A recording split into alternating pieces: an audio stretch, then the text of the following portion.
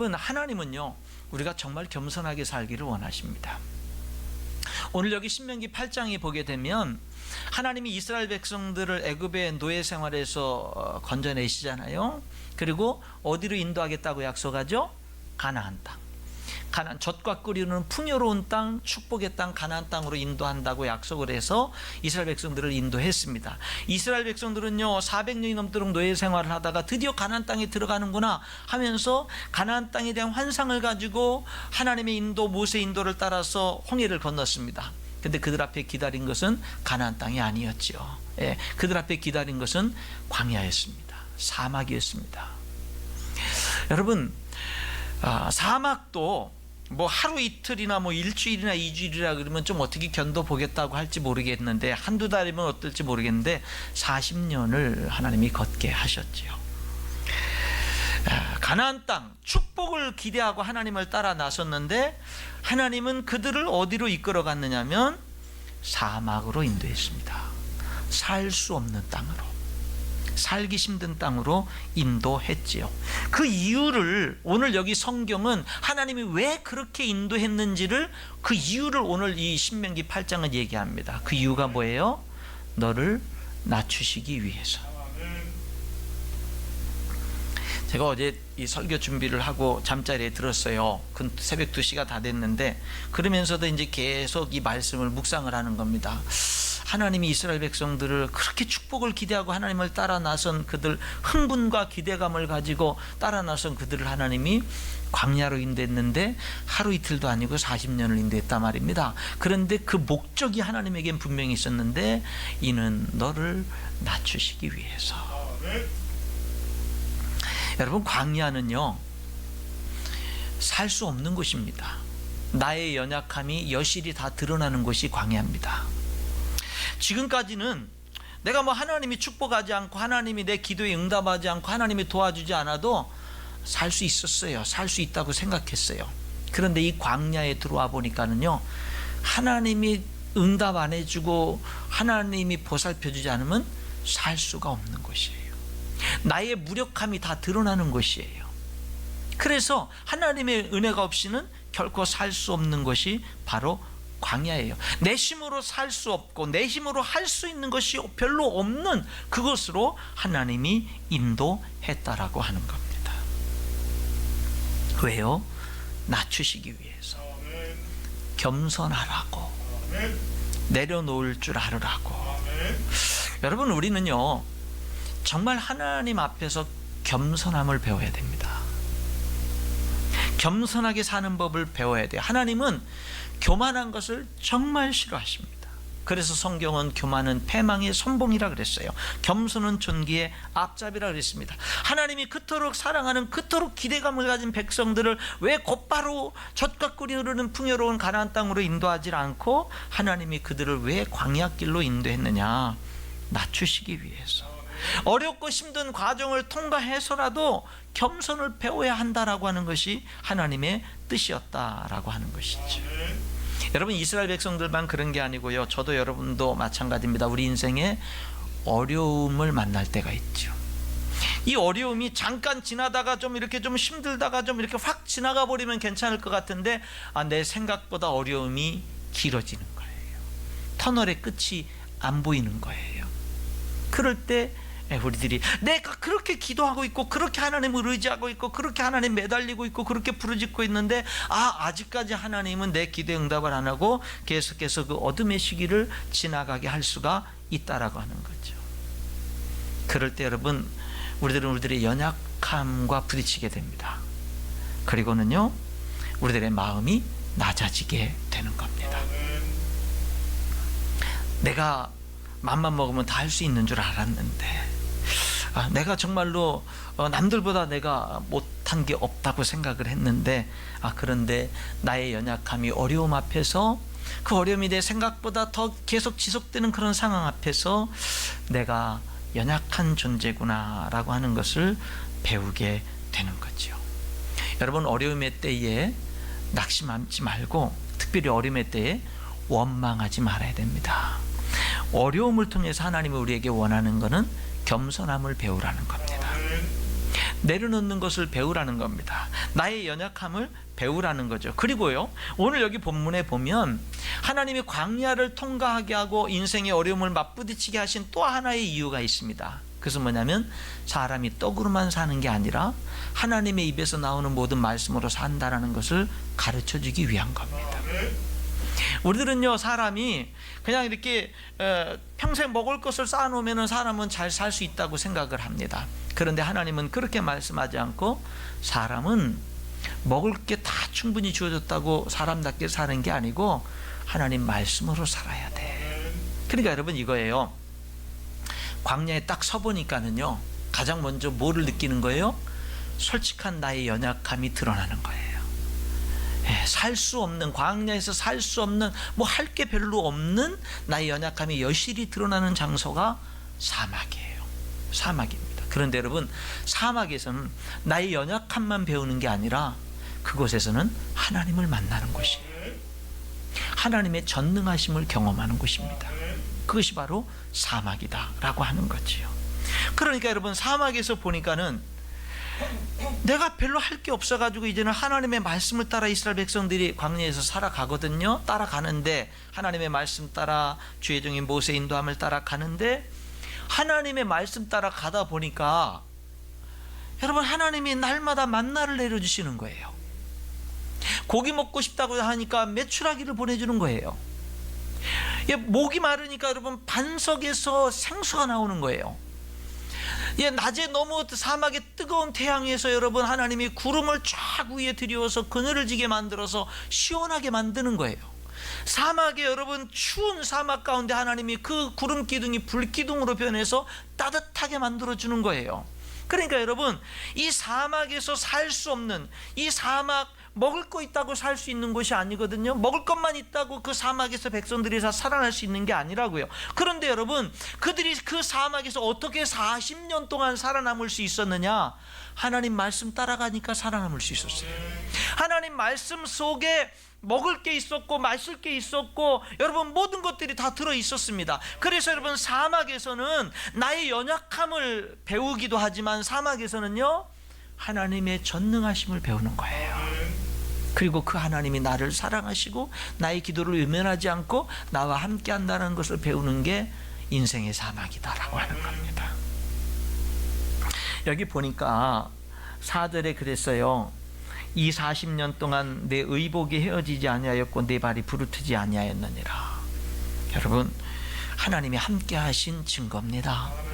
40년 동안요, 발이 부르트지 않고 의복이 헤어지지 않았대요. 40년 동안. 여러분, 신기한 거 아닙니까? 40년 동안 옷이 헤어지질 않았다 이 말이에요. 무딘 사람들은 몰라요. 무디면 40년 동안 의복이 헤어지지 않아도 다 옷이 그런 줄 알아요. 네, 그런 줄 압니다. 저도 이렇게, 저는 작업복이 양복 아닙니까? 그렇잖아요. 양복을 이렇게 살다 보면 이 양복이 그렇더라고요. 비싼 양복은 몇십만 원짜리 양복은 특징이 뭔 줄 아세요? 빨리 닳아요. 싼 양복은 특징이 뭔지 아세요? 오래 입을 수가 있어요. 절대 안 닳아요. 예, 되게 저는 이렇게 양복을 입는데 입을 때까지 입거든요. 언제까지냐면 찍할 때까지 입어요.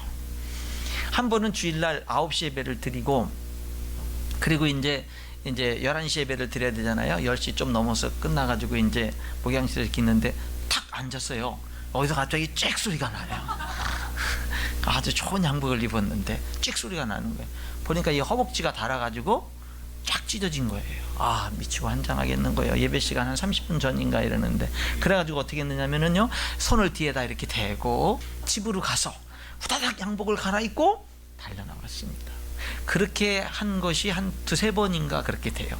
근데 되게 그렇게 찢어진 옷이 다 어떤 옷이냐면 비싼 옷, 성도들이 선물해 준 옷.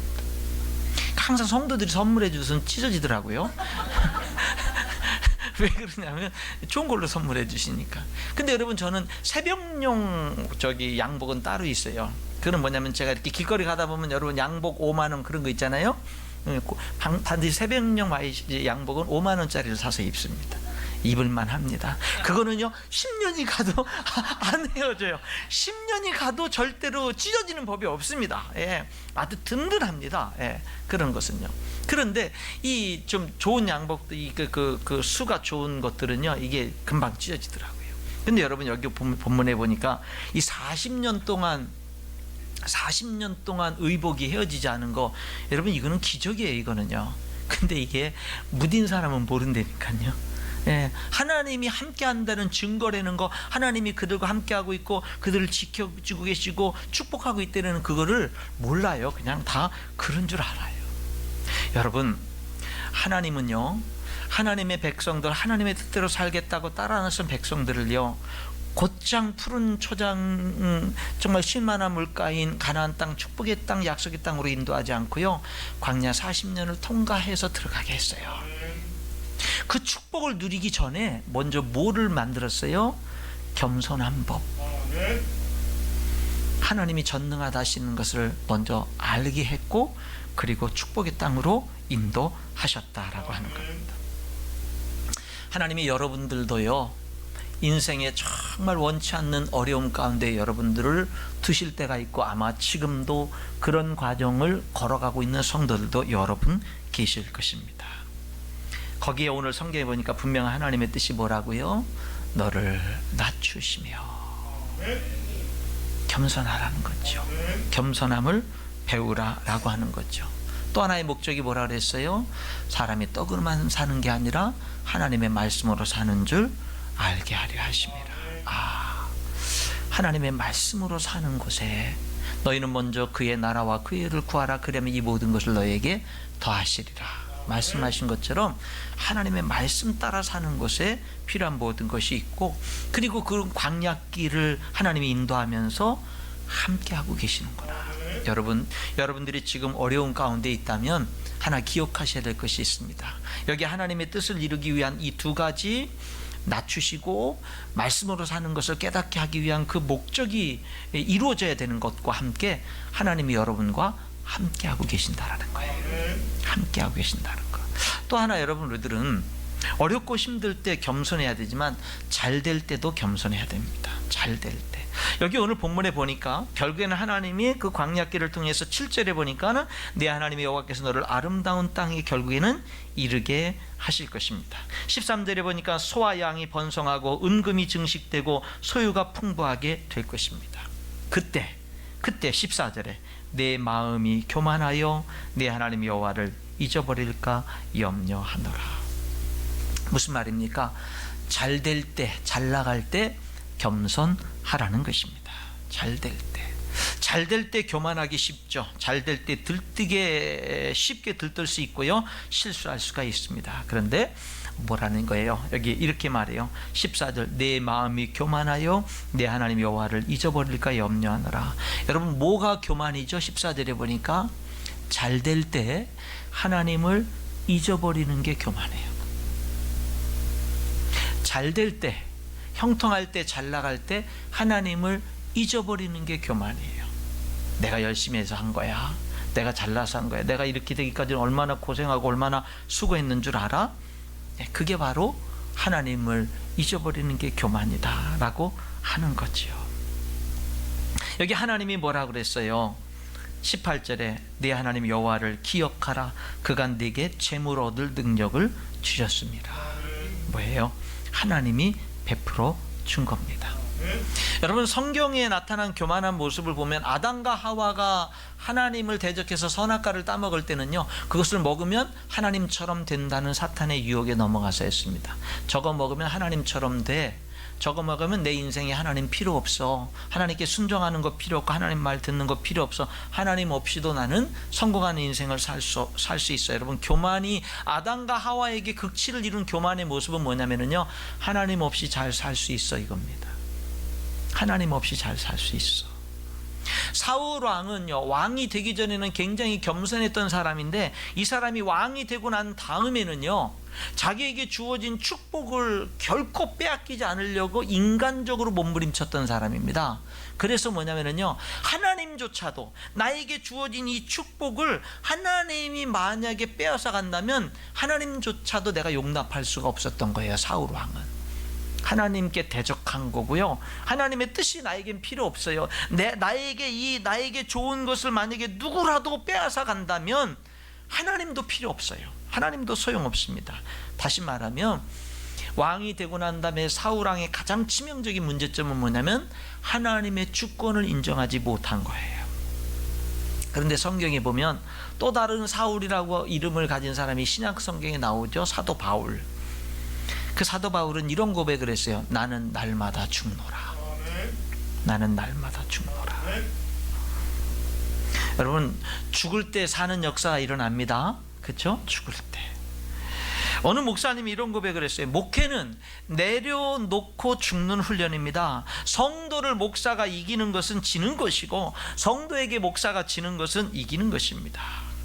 이 사실을 깨닫고 실천하기까지 오랜 시간이 걸렸습니다. 이런 고백을 했어요. 이 목사님은 이렇게 말합니다. 목사가 죽어야 성도가 살고, 할렐루야. 목사가 죽어야 성도가 살고, 성도가 죽어야 뭐가 살까요? 교회가 삽니다. 일리가 있지 않아요? 여러분, 저도 죽을 테니까 여러분도 같이 죽자고요. 우리 교회를 살리기 위해서 우리 같이 죽자고요. 같이. 여러분, 우리는 잘 될 때 교만하지 않아야 됩니다. 잘 될 때.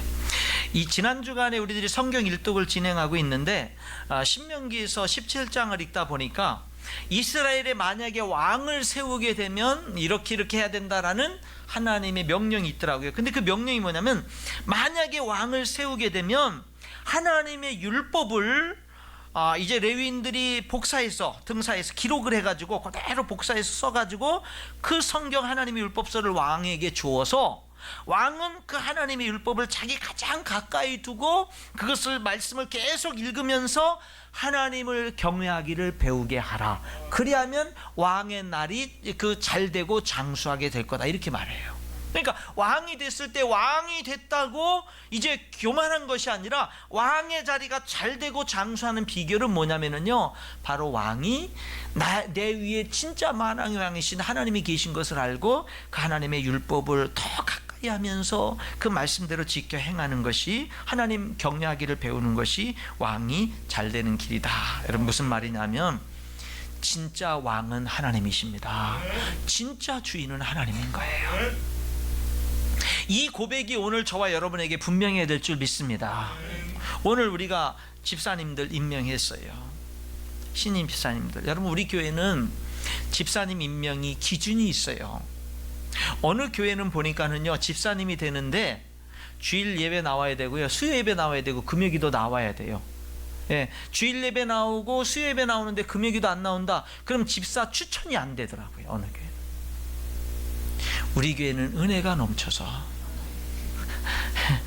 주일 예배만, 주일 성수만 하면 집사 추천이 돼요. 수요 예배 금요기도 안 나와도 주일 예배만. 어떤 교회는요, 기준이 없어요.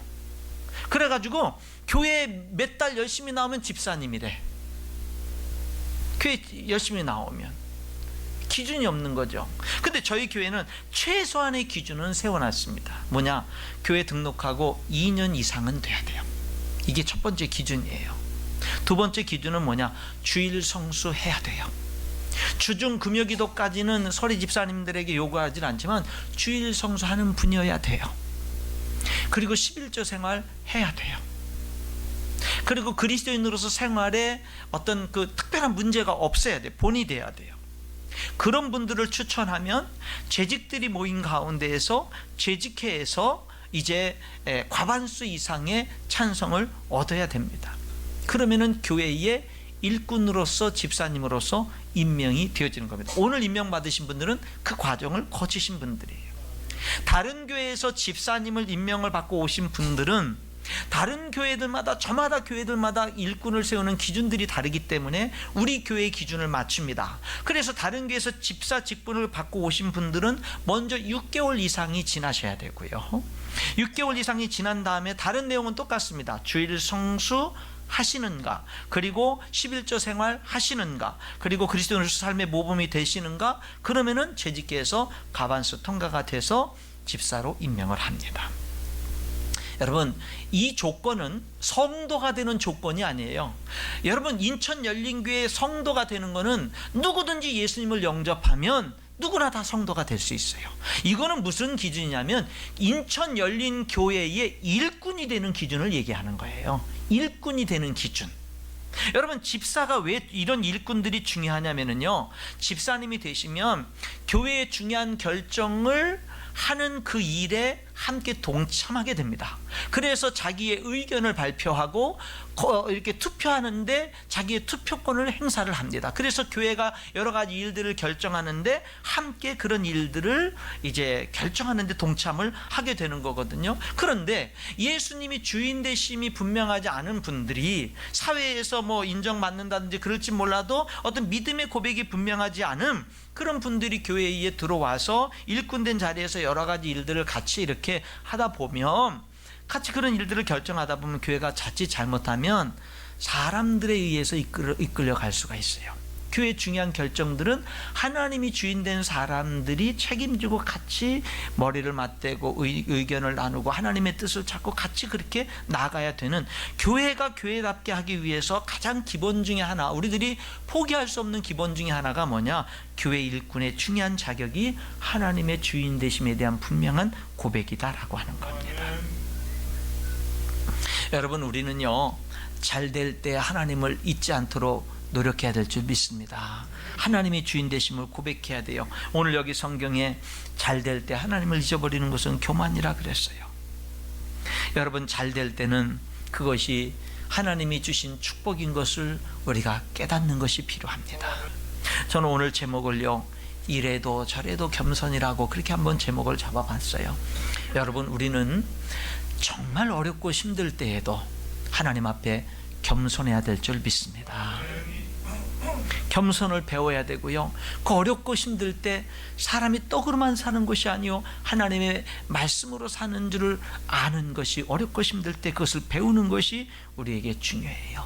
그것이 성공하고 총깃이 되는 지름길입니다. 뿐만 아니라 잘 될 때 하나님을 잊지 말아야 됩니다. 그것이 하나님의 축복임을 알고 하나님께 감사하며 영광을 돌릴 수 있는 우리 성도들이 될 수 있기를 주님의 이름으로 축원합니다.